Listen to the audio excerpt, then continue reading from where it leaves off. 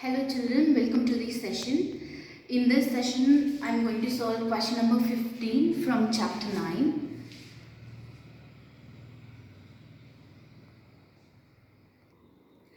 Take question number 15 in your content book, page number 205. A straight highway leads to the foot of a tower. So a tower is there in the highway, and a man standing at the top of the tower observes a car at an angle of depression of 30 degrees. So the person is standing on the building and the person is observing a car moving on the highway.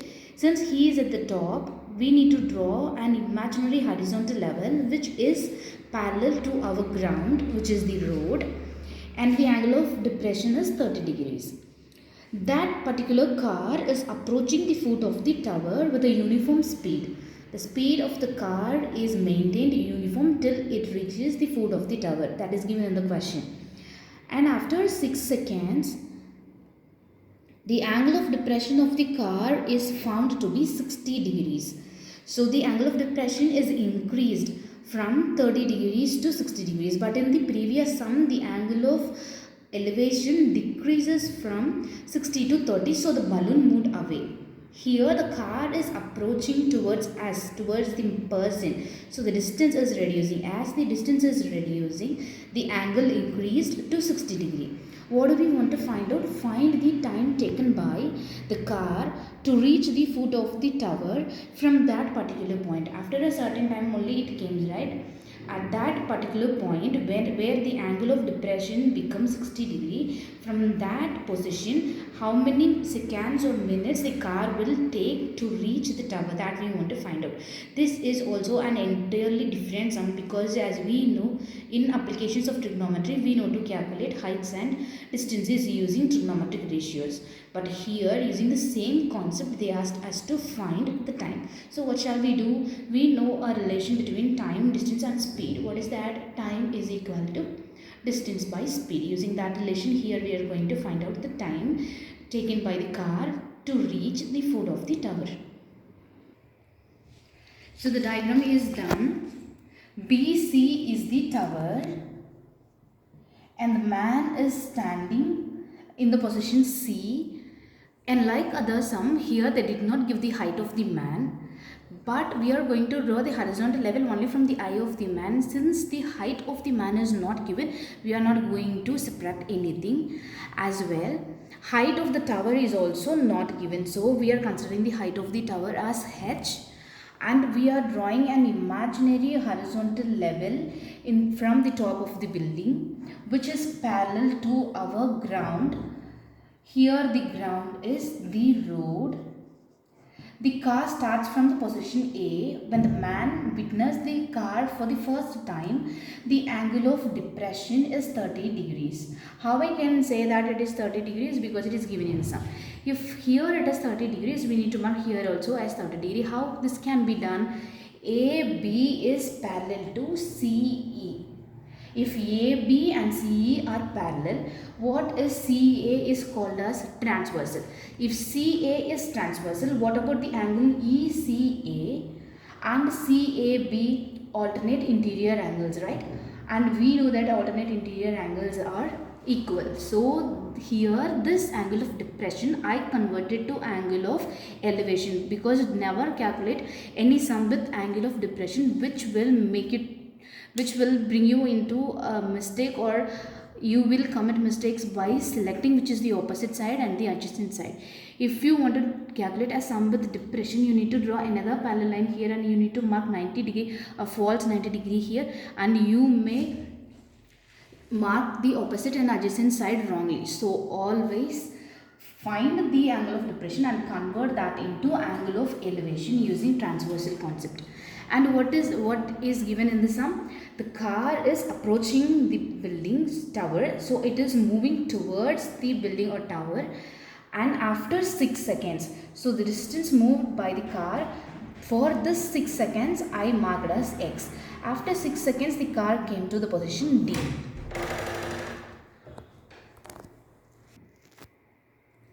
The car came to the position D. As the distance decreases, the angle increases. That is why angle is changed from 30 degrees to 60 degrees, because the distance is decreased here. I consider dB as y. Here angle B is 90 degrees and the speed of the car is uniform throughout the entire traveling. The speed of the car is maintained uniform, so I am considering that as k. Now we want to find out how long it will take to travel the distance dB. As usual, you write description by yourself and let me solve the sum by considering right angle triangle. How many right angle triangles are here in this diagram? Only 2. There are 3 triangles but only 2 is right angle. What is the first right angle triangle? The first right angle triangle is ABC. Right angle at B. The first right angle triangle is ABC. I am considering the first triangle ABC, right angled at B. I am going to take tan 30.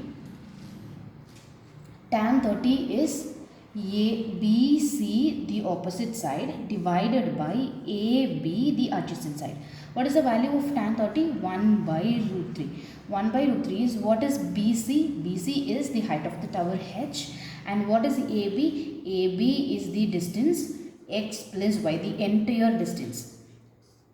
Cross multiply. We'll get x plus y is equal to h root 3. This is your first equation. Let us consider the second triangle. What is the second right angle triangle here? DBC, right angled at B. In this triangle again we are going to take tan ratio. Here the angle is tan 60. Tan 60 is equal to opposite upon adjacent. Opposite is BC upon adjacent is DB. Tan 60 value is root 3, which is equal to BC is the height of the tower H divided by DB is the distance y. Now we don't want this is your second equation. Compare the equations 1 and 2. 1 is x plus y, which is equal to h root 3. 2 is root 3 is equal to h by y. In both the equations we have 3 variables. In the first we have 3, x, y and h. X is also distance, y is also distance. H is the height of the tower. We don't want height here because distance, time and speed is not related to height. Here we know only the distance and the speed, and we need to find out the time. So we need to eliminate h. In the second equation also we need to eliminate h. So I am rewriting my second equation in terms of h. What I will get, take y to the other side. I will get h is equal to root 3y. Substitute the value of h in your first equation. What we will get? X plus y is equal to, h is written as root 3 into y into root 3. Now I am multiplying root 3 and root 3. What I will get? X plus y is equal to 3y I will get.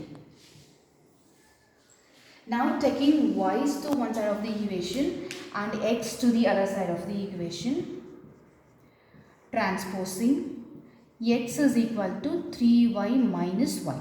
X is equal to 2y. Let this be your third equation.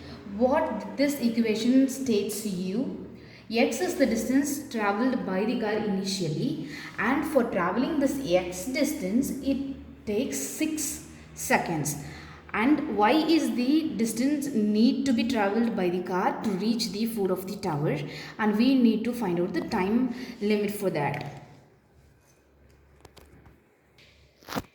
Now let me express my distance x in terms of time and speed. What is the relation between time, speed and distance? Time is equal to distance by speed. Speed is equal to distance by time. For travelling the distance x with the uniform speed k, in the beginning of the question itself we considered uniform speed as k. The first distance travelled by the car is x distance, right? For travelling this x kilometers, let me consider that as kilometer, x kilometer with the uniform speed k, it took 6 seconds. So how I can represent the distance x as, distance x can be represented as 6k. Let this be your fourth equation. Substitute the value of x in equation 3. Substitute 4 in 3. What we will get? 6k is equal to 2y. Bring 2 to the other side. 6k by 2 is equal to y. Y is what? The distance need to be travelled by the car. So what we will get? Y is equal to 3k. The distance y is equal to 3k. Then what will be the speed here? Speed is the uniform speed k. So what will be the time taken?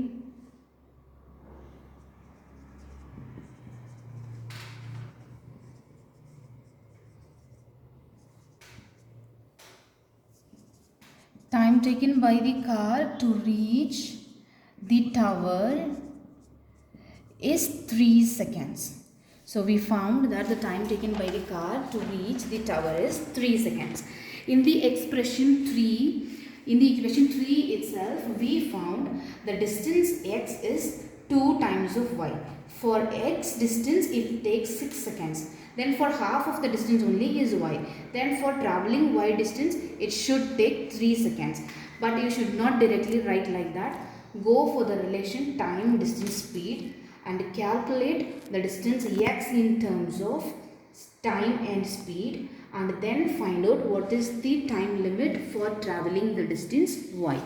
Go through this question also one more time, children. Do copy this in your classwork as well as do it, try and do it by yourself in your homework notebook also. The different thing which we did here is using the same concepts of trigonometry. Here we calculated the time duration. Here we did not calculate height or distance, but we calculated the time. And second different thing in this sum is, even a man is witnessing the car, we did not reduce the height of the man because the height of the man is not given in the sum.